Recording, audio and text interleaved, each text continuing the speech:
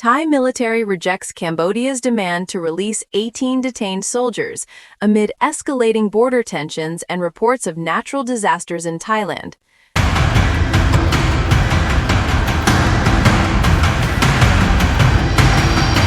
Bangkok, October 3, 2025.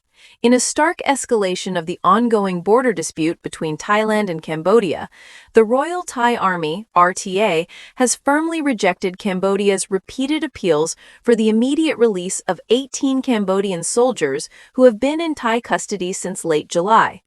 The announcement, made public on Friday, October 3, 2025, at 1:40 p.m. local time, came from Major General Wintai Suvari, spokesperson for the Royal Thai Army, speaking on behalf of the Thai Armed Forces headquarters.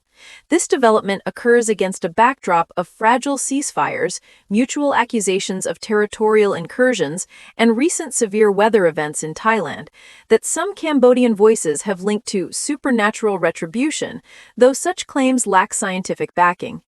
Major General Wintai's statement directly addressed Cambodia's formal demand for the soldiers' release, emphasizing that the RTA will not comply. The Thai military will not yield to Cambodia's requests, and the 18 Cambodian soldiers will remain in custody, he declared unequivocally. This position aligns with earlier RTA communications, where the detainees are classified as prisoners of war, POWs, under the Geneva Conventions, to be released only after the armed conflict concludes and all legal procedures are fulfilled. The soldiers were captured on July 29, 2025, during intense clashes near the disputed Preah Vihear Temple area, where Thai forces reported that the group had crossed into Thai territory and participated in attacks, prompting their surrender and detention. From the Cambodian perspective, the detention is widely viewed as unlawful and a blatant violation of international law. Phnom Penh contends that the soldiers were performing routine duties within undisputed Cambodian territory when Thai forces launched a surprise ambush, using tactics such as encircling maneuvers to capture them without provocation. This, Cambodia argues, infringes on its sovereignty and contravenes the ceasefire agreement reached shortly after the July 29 incident, as well as broader international norms on humanitarian treatment of combatants. Cambodian officials have categorically denied Thai allegations of incursion, labeling them as fabricated justifications for aggression.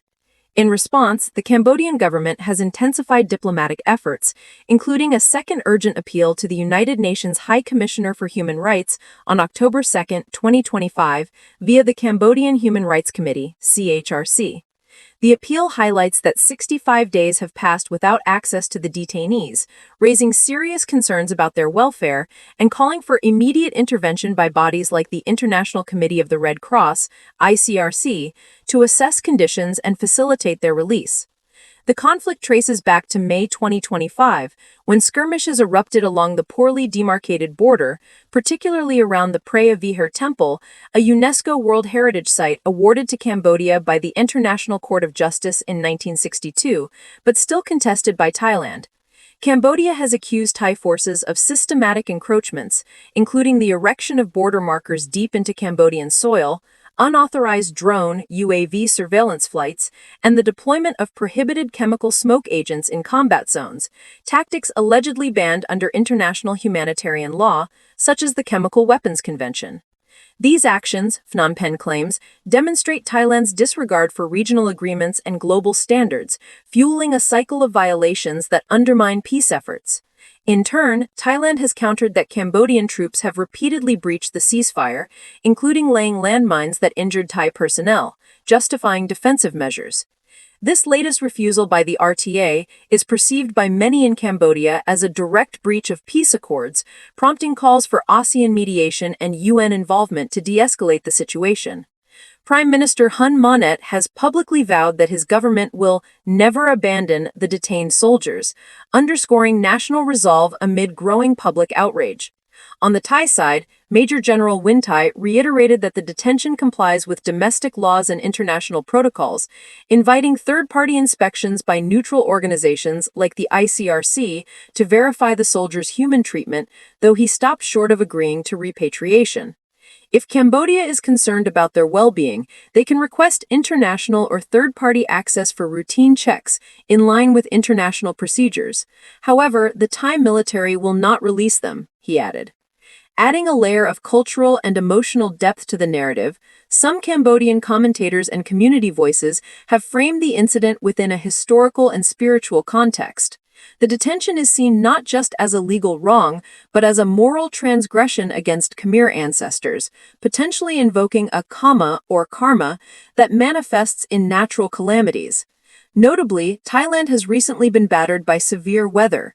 Torrential rains, flash floods, and widespread landslides have affected dozens of provinces, displacing thousands and causing significant economic damage as of early October 2025.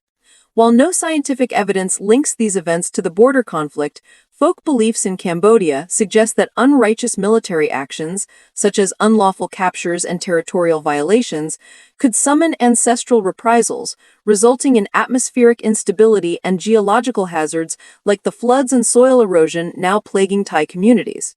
This perspective, though subjective, resonates deeply in Cambodian society, amplifying calls for justice and amplifying the human cost of the dispute. The standoff has heightened bilateral tensions, echoing decades of friction over shared border regions like Preah Vihear and other undemarcated zones.